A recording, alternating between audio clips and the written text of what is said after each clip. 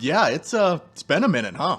Last YouTube video I threw up on this channel was about 4 months ago, but believe it or not, I am in fact still alive. Sometimes I just need a break. I need to take a break from it all.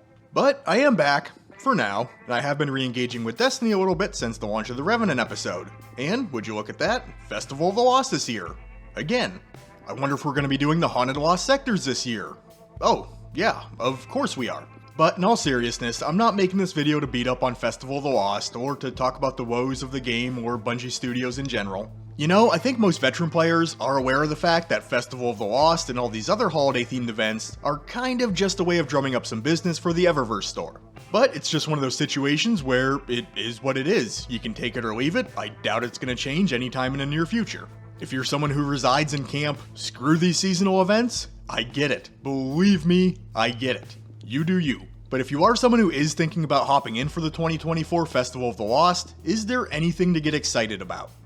Honestly, yeah, there are actually a few nice highlights this year. I think the biggest one is if you are a solo player and have not done the Dual Destiny mission to get your initial exotic class item, you will be able to snag one through the event. And I really think that alone is going to exponentially increase the value of this year's Festival of the Lost for that subset of players. Not only will those who choose to go it alone get their hands on their initial drop, but this also unlocks the ability to see future exotic class items drop as rewards out in the wild. The perk attunement for these class items is still going to be locked within the Dual Destiny mission, but I think solo players should certainly pounce on the opportunity to get their hands on their first roll. There is a caveat though. Since the exotic class item only works when the prismatic subclass is equipped, and you can only unlock the prismatic subclass through the Final Shape expansion, you must have paid for and played the Final Shape to use said exotic class item. And I don't know how many of them are out there, but if you are a free-to-play player, you will be able to participate in this event. You may even be able to purchase this exotic class item, but you will not be able to use it without paid access to the Final Shape. Just something to keep in mind if that does pertain to you. Next, we are getting a new weapon, which we do every year, but this year's weapon happens to be in a brand new weapon archetype. The Arcane Embrace is an ARC 2-round burst shotgun, the very first one of its kind. Is it any good? Not a clue. The event literally just started and I'm sitting here making a YouTube video. I might put out a weapon review for it later on if I think it is worth talking about.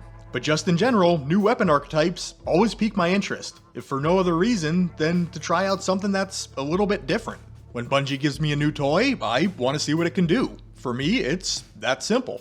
As far as the perks go on this thing, you have Air Trigger, 4th time's a charm, Grave Robber, Lone Wolf, Slide Shot, Dual Loader, and Threat Detector in Column 3, with Closing Time, Desperado, Precision Instrument, Surrounded, Tap the Trigger, Swashbuckler, and Volt Shot in Column 4. Now, I can't say that I'm personally over the moon about any of these combinations, but I do want to get my hands on it and give it some time before I render my final verdict. Alongside Arcane Embrace though, we do have our 4 returning weapons with updated perk pools. That being the Macabre Sniper Rifle, the Jurassic Green Pulse Rifle, the Cosmic Heavy Grenade Launcher, and it was the Braytech Werewolf that was listed in the TWAB last week, but in Eva's inventory, she has the Horror Story. Not sure if signals got crossed on which auto rifle was actually coming back. I'll have to investigate that matter a little bit further. Bungie did highlight a few of the perks that would be added to these weapons in the TWAB last week, but I would recommend heading over to light.gg or whatever website you prefer if you are targeting one of these weapons and want to get the full rundown on what perks you can expect to see dropping. For me, I was putting in like a bazillion hours of overtime at work at this point last year and was not able to participate in the 2023 Festival of the Lost, so I wouldn't mind one bit adding a Clown cartridge bait and switch a Cosmic to my arsenal. Although that looks like it could be a bit tricky with the whole perk weighting fiasco that's going on right now.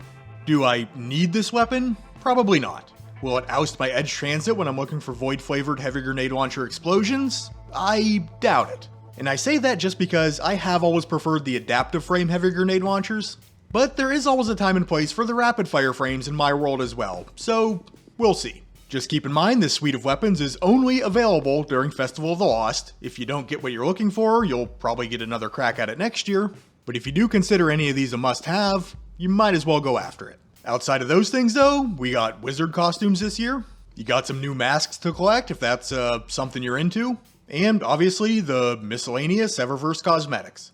Oh yeah, and for those who didn't get it during the Into the Light update, the Super Black shader will be available via this event. Now, I had a pretty good childhood, so it's not a shader that I ever equip.